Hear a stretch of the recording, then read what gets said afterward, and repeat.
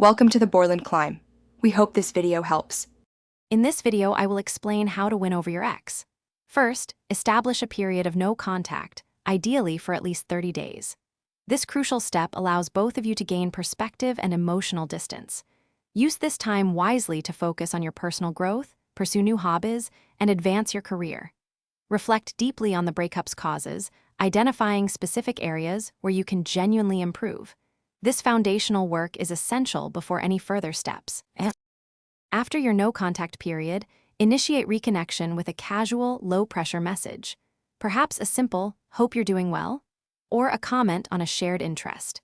Keep early conversations light and friendly, steering clear of intense emotional discussions about the past. The goal is to re-establish a comfortable rapport.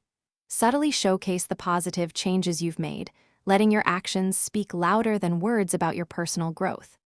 When you interact, actively listen to their concerns and validate their feelings without becoming defensive. A sincere apology for your part in past issues, showing genuine remorse, is incredibly powerful. Crucially, consistently demonstrate the positive changes you've made, not just talk about them. This means showing up differently, perhaps being more patient, more communicative, or more supportive, proving your commitment to growth over time. Rebuilding trust is a marathon, not a sprint. It requires immense patience and consistent effort over many weeks, even months. Focus on creating new, positive shared experiences that highlight your improved dynamic.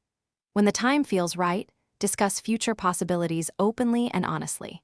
However, always respect their pace and boundaries, understanding that they need to feel secure and confident in your transformation before considering a renewed relationship. Thanks for watching. Consider subscribing if we helped you.